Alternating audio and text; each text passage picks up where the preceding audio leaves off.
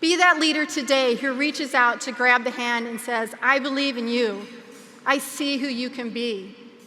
Be that leader today who creates a space for someone to adapt, to change and grow into their own leadership.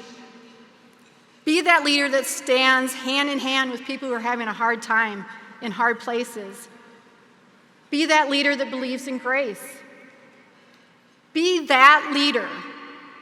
Let's do this together. What I like for my personal approach to leadership to be is one with wisdom and grace. And I believe that it's my job to lead this organization with that sense of grace, a sense of pause, and a sense of how can we be our best and have that hands-up culture where we're really helping the next person to step into their leadership role. That's really important to me as I approach leadership. My name is Nancy Pridal. I'm CEO and President of Lamp Rynearson. And we are a 185-person professional service firm headquartered in Omaha. We have over 100 people in Omaha. We also have offices in Kansas City and Fort Collins and Lakewood, Colorado. To being successful as a leader today and in the future really takes a lot of courage to really stand in the fire. I have to bring that to my own leadership as I think about how we're going to grow as an organization. We really need to be able to be comfortable with change. For me, being a non-traditional student, coming at this at my career a little bit later in life, I had to exhibit an extreme amount of confidence to get through school. I was a single mom going through school, and I just had to keep showing up and have that confidence not only in my ability, but that I would be able to take that next step. People think of engineers as being pretty straightforward and black and white folks, but really there's a lot of creativity to get done what we need to get done. Our teams do a great job in solving complex problems and bringing solutions to those. And I think that's something that people don't think a lot about as engineers.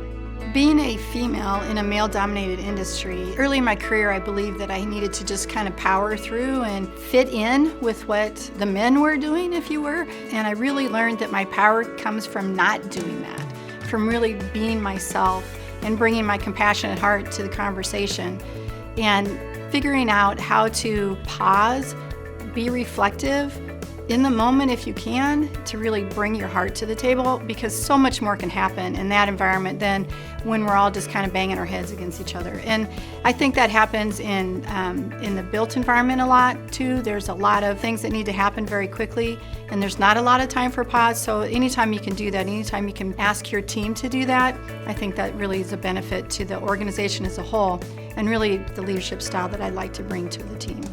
Our projects are team-led, and we have to work together to get things done. We have cross-collaboration across our offices. As an organization, we really have that feel of how we can work together to get projects done. It's just a part of inherently about who we are as an organization.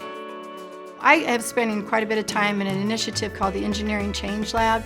USA, it's modeled after an initiative in Canada, but it's really getting thought leaders together to talk about what does the future of the profession look like, what does ethical engineering look like in the future, and we need to be at the table. Leadership needs to be at the table to help drive those conversations, and also to bring that sense of calm to staff to say, we've got a great organization, we have great benefits at the organization, and we are committed to our staff growth, and we really are set for the future.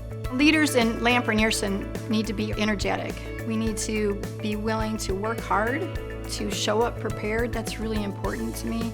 And we bring people onto the team that are also problem solvers, that really want to jump in and get the job done. So I think that's one of the biggest things. The other thing is really, we want people who are committed to our core values and our purpose statement. It's a big part of who we are as an organization.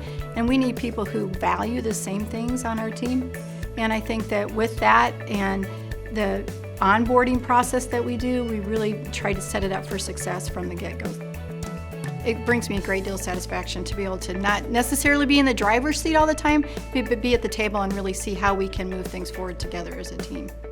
We have a great organization, and we are committed to our staff growth, and we really are set for the future.